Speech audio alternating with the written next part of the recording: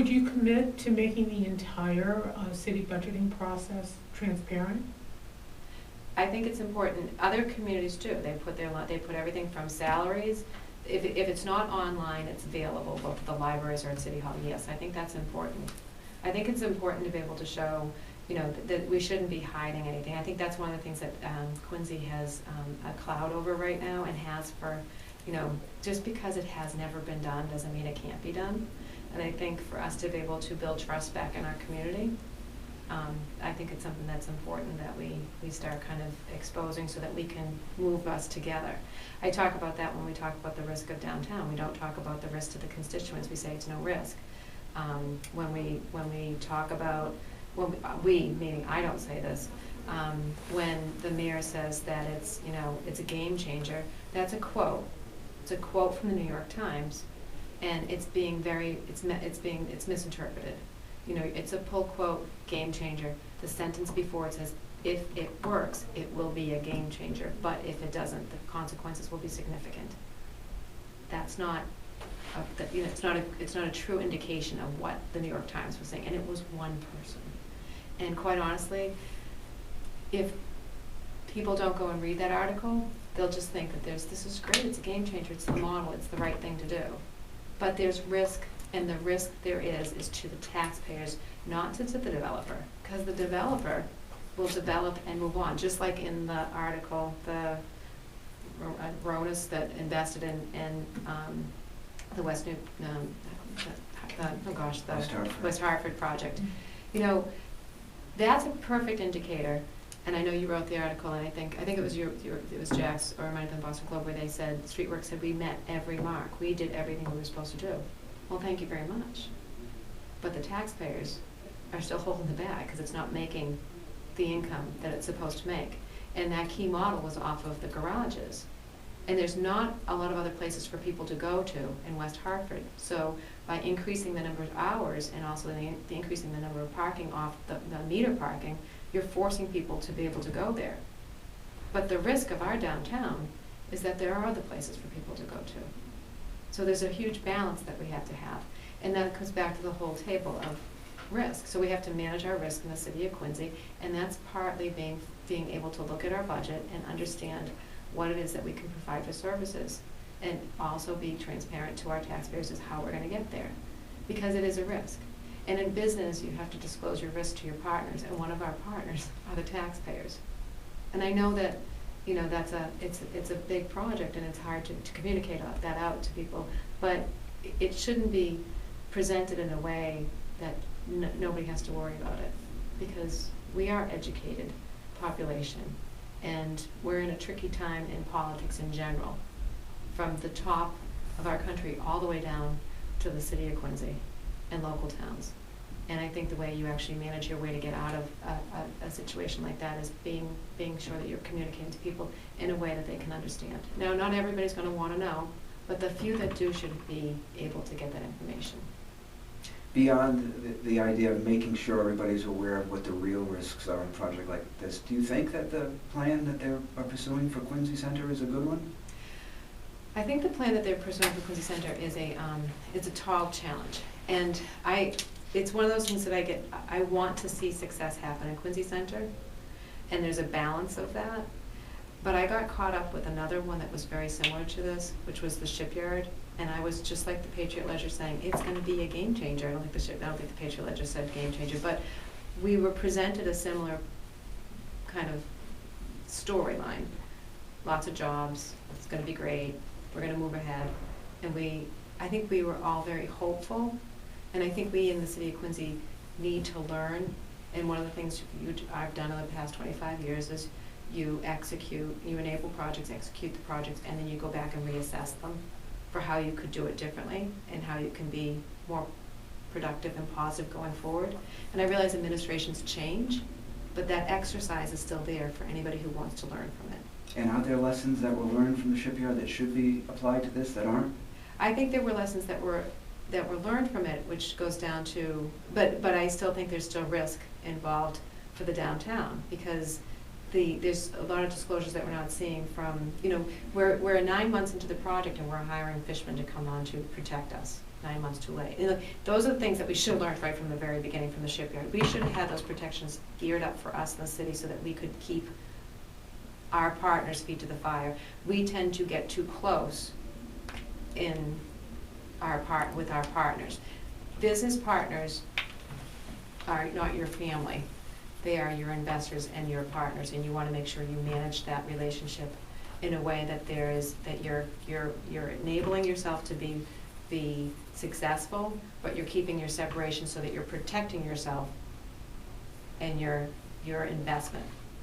Because when you cross over too closely, those things can kind of get blurred, and because of maybe relationships, you might be more flexible about things, and there's no room for flexibility in the downtown. That's what I'm concerned about, is that this downtown, there's really no wiggle room for mistakes. So we can't afford to go back to the table if there should be mistakes. We need to actually manage it in a way that makes sure that we're all forging ahead and holding everybody accountable.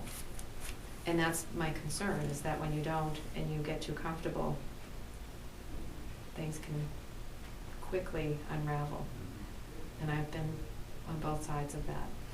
You know, and honestly, that's why I think when I decided to run for mayor, the job itself is something I feel strongly about, because I've executed things and had to go back and reassess and manage, and have had disappointments and had to manage them.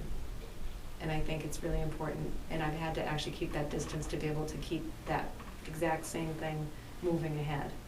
And it's a balance, and I know I have that balance and ability to do that. My skills are very strong, and I'm very comfortable with my ability to do that. Elections, though, are different. It's a totally different beast. The idea of real life experience as opposed to just public, that's terrible to say, public life is real life too, but private sector versus private sector versus yes. Public sector. You've brought that up a number of times, your experience Yeah. in the private sector.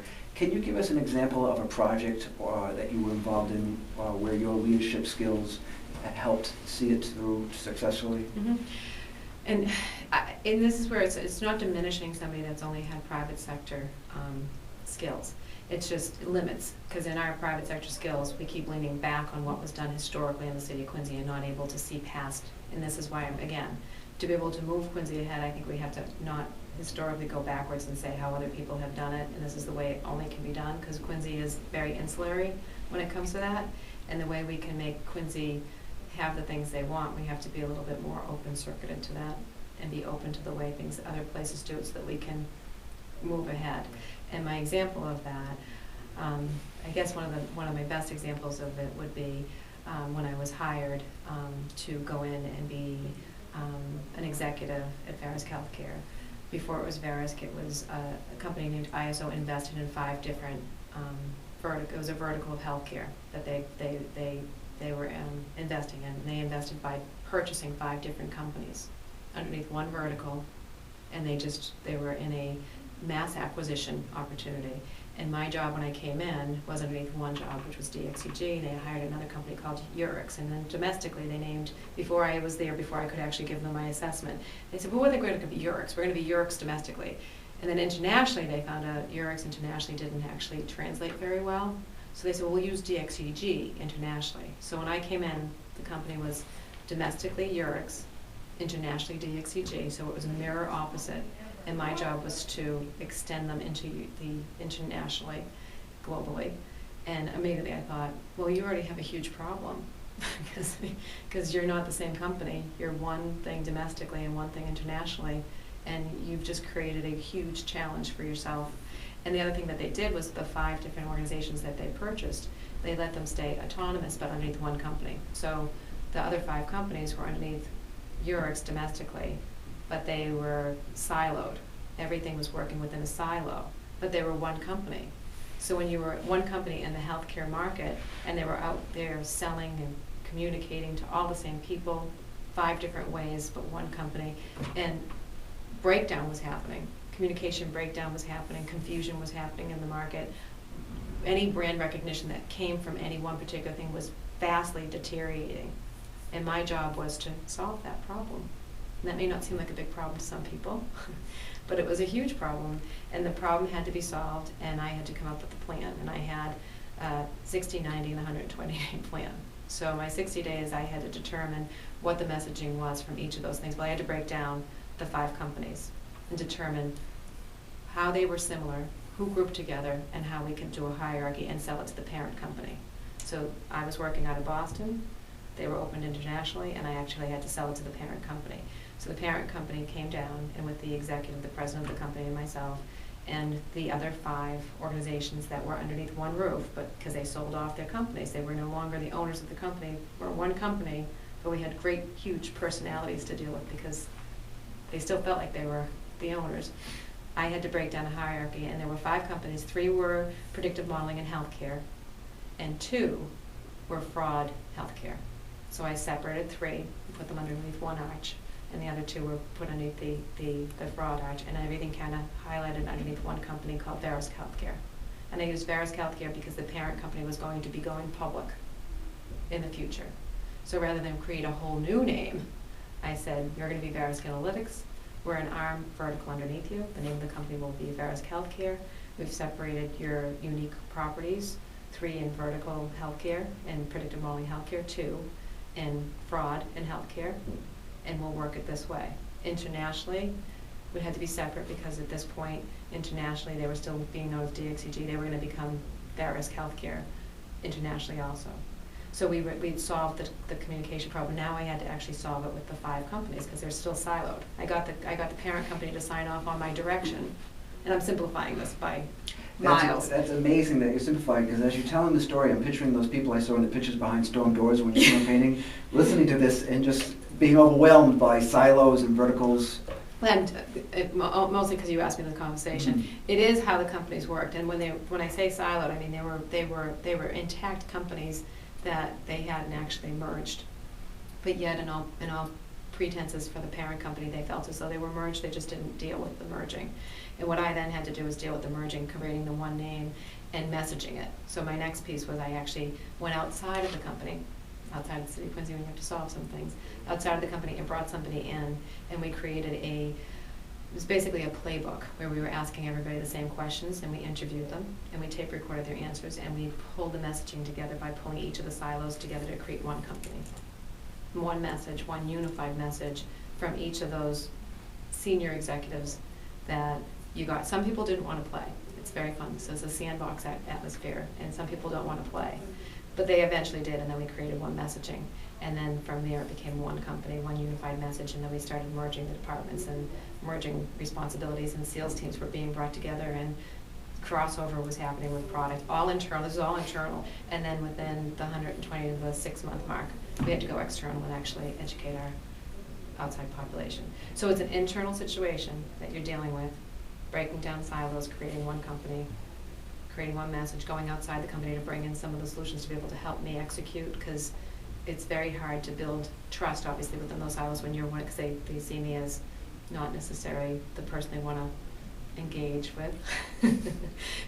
The angel of death? I don't think they called me that.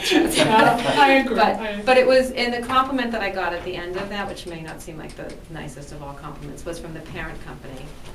Because then at the end, what happened was the one company, Verisk Healthcare, got bought out by one bigger company, and then that crossover happened, and that's when I chose to. It was I left because there was another person that she was coming from that. There was crossovers there too. I had done my job. It was exhausting. I had done what I set out to do. I had met all my challenges, and quite honestly, it was my ready point too. I basically had given a 2-year commitment, and it was at the end of the 2 years. And the company got bought out. So the mark was to do everything I did. And the parent company, when I was leaving, was calling. Some executives from the parent company were calling and told me, basically, and I think this is kind of a compliment, but in an interesting way, said, you dealt with some of the most difficult personalities that any of us had to deal with, and you did it in such a professional manner and was able to execute.